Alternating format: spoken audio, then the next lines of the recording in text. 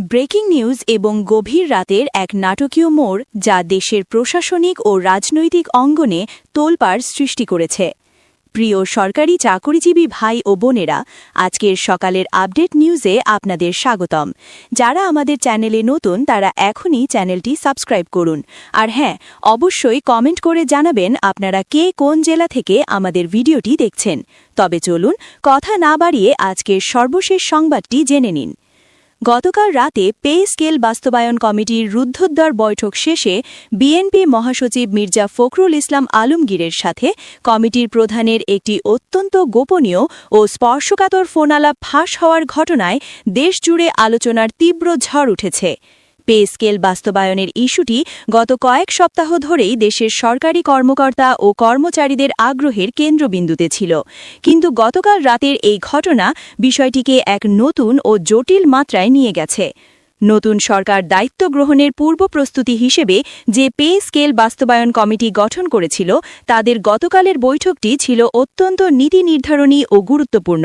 সংশ্লিষ্ট একাধিক বিশ্বস্ত সূত্র নিশ্চিত করেছে যে নবনির্বাচিত সরকার প্রধান ও বিএনপির ভারপ্রাপ্ত চেয়ারম্যান তারেক রহমান শপথ গ্রহণের পর তার সরকারের সর্বপ্রথম এবং সবচেয়ে অগ্রাধিকারমূলক কাজ হিসেবে এই পে স্কেল বাস্তবায়নের দিকেই নজর দিতে চান। তিনি তার কর্মপরিকল্পনার কেন্দ্রবিন্দুতেই রেখেছেন এই বিষয়টিকে, কারণ তিনি মনে করেন সরকারি কর্মকর্তা ও কর্মচারীদের বেতন কাঠামো সংস্কারকে শুধু একটি সাধারণ প্রশাসনিক সিদ্ধান্ত হিসেবে দেখলে ভুল হবে, বরং এটি একটি বৃহৎ অর্থনৈতিক ও সামাজিক সংস্কার যা দুর্নীতি কমাতে এবং প্রশাসনিক গতিশীলতা বাড়াতে সহায়তা করবে। এই প্রেক্ষাপটে গতকাল রাতে রাজধানীর একটি গুরুত্বপূর্ণ স্থানে পে স্কেল নিয়ে মির্জা ফখরুল ইসলামের উপস্থিতিতে বা তার নির্দেশ একটি অত্যন্ত গুরুত্বপূর্ণ বৈঠক অনুষ্ঠিত হয়। বৈঠকে পে স্কেল বাস্তবায়নের কাঠামো, দেশের বর্তমান অর্থনৈতিক অবস্থার উপর এর প্রভাব, প্রশাসনিক প্রস্তুতি এবং বাস্তবায়নের সময়সূচি নিয়ে ঘণ্টার পর ঘণ্টা বিস্তৃত আলোচনা হয় বলে জানা গেছে। বৈঠক শেষে রাত যখন গভীর হয় এবং সবাই ধারণা করছিলেন যে চূড়ান্ত কোনো ইতিবাচক সিদ্ধান্ত এসেছে, ঠিক তখনই অর্থাৎ হঠাৎ করেই সামাজিক যোগাযোগ মাধ্যম ও বিভিন্ন ইনসাইডার গ্রুপে আলোচনায় আসে একটি ফোন আলাপের বিষয়। এই ফাঁস হওয়া অডিও ক্লিপে শোনা যায় পে স্কেল বাস্তবায়ন কমিটির প্রধানের সঙ্গে সরাসরি কথা বলছেন বিএনপি মহাসচিব মির্জা ফখরুল ইসলাম আলমগীর। পরবর্তীতে সেই ফোন কলের তথ্য ও কথোপকথনের অংশ মুহূর্তের মধ্যেই ভাইরাল হয়ে যায় এবং তা জাতীয় আলোচনার কেন্দ্রে চলে আসে। ফাঁস হওয়া এই ফোন আলাপ বিশ্লেষণ করে দেখা যায় মির্জা ফখরুল ইসলাম সেখানে অত্যন্ত সতর্কতার সাথে এবং কিছুটা কৌশলগতভাবে পে স্কেল বাস্তবায়নের বিষয়ে সময় নিয়ে এগোনোর বা পরোক্ষভাবে সময়ক্ষেপণের পরামর্শ দিচ্ছেন। তিনি ফোন আলাপে স্পষ্ট করেই বলছেন যে নতুন সরকার ক্ষমতা গ্রহণের পরপরই বা প্রথম দিনেই যদি এত বড় একটি ব্যয়বহুল অর্থনৈতিক সংস্কার কার্যক্রম শুরু করা হয়, তাহলে দেশের সামগ্রিক অর্থনীতি, বাজেট ব্যবস্থাপনা এবং সরকারের ব্যয় কাঠামো চরম ও অসহনীয় চাপে পড়তে পারে, যা সামাল দেওয়া কঠিন হবে।